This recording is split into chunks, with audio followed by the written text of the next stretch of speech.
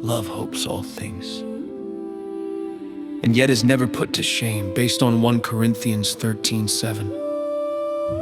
Love hopes all things. Scripture uses many images to breathe eternity into our earthly lives, to give us air and a view beyond the moment. We desperately need this when worldliness seals itself off in self-satisfaction. The closed air becomes poison when time drags on yet slips away unnoticed, or when the moment gets stuck and everything conspires to trap us in the now. We lose the horizon, we suffocate in worldliness, or collapse under the weight of the present.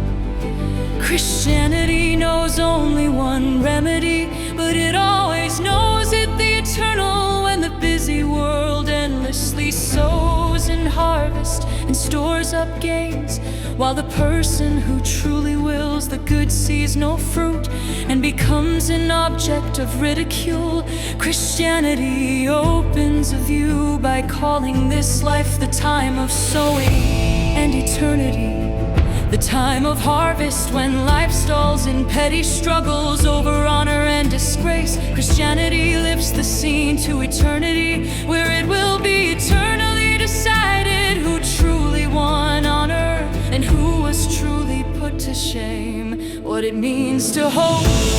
To hope is composed of the eternal and the temporal in the language of eternity. The task is to hope all things in the language of time. It is to hope always, both expressions say the same thing at every moment. Always to hope all things. Hope relates to the future, to possibility, and possibility is always a fork. Advance or retreat, good or evil, to relate expectantly to the possibility of good is to hope. To relate expectantly to the possibility of evil is to fear. But here is the decisive thing. Once you choose hope, you choose infinitely more than it seems, because the possibility of the good is the eternal. The one who hopes can never be truly deceived, because to hope is to expect the possibility of the good, and the possibility of the good is the eternal. The world assigns hope to youth as if it were something you outgrow, but this is because the world leaves out the eternal. True hope isn't youthful optimism that fades with experience. It is making yourself light with the help of the eternal. Without the eternal, we live by habit, shrewdness, and custom, and from these no one ever produced genuine possibility. Its ability is infinitely fragile, yet shaped by the eternal, it is stronger than anything, if it is the possibility of the good. A person's whole life should be the time of hope, not just the early years. Anyone who gives up possibility without replacing it with hope for the good is, whether they know it or not, in despair.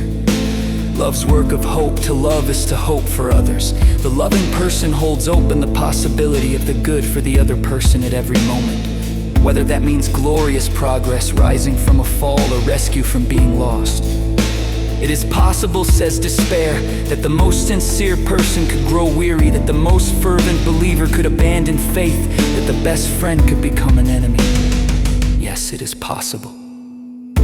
But the opposite is also possible.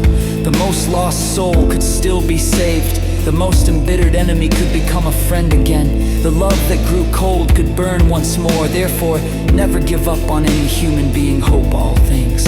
The one who despairs and the one who loves agree that anything is possible, but they are eternally separated. Despair hopes nothing for others. Love hopes all things. And here is the profound truth. To give up hope for another person is to lose your own love. And to lose love is to lose hope for yourself. They are not two separate things. Without love, no hope for oneself. With love, hope for all others.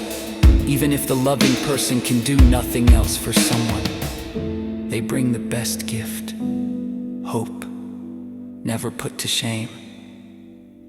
We say someone is put to shame when their hope isn't fulfilled, but where does the real shame lie?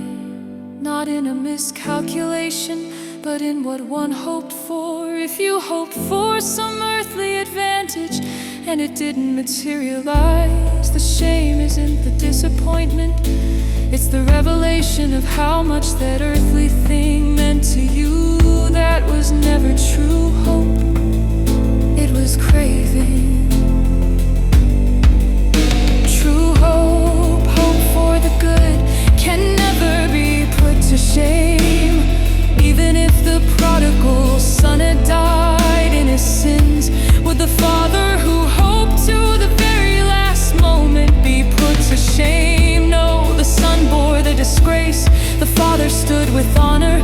Eternity does not judge by outcomes, but by the nature of the expectated self. In eternity, the unloving person who turned out to be right, who accurately predicted another's downfall with small-minded, envious satisfaction, that person will be put to shame, even though their expectation was fulfilled.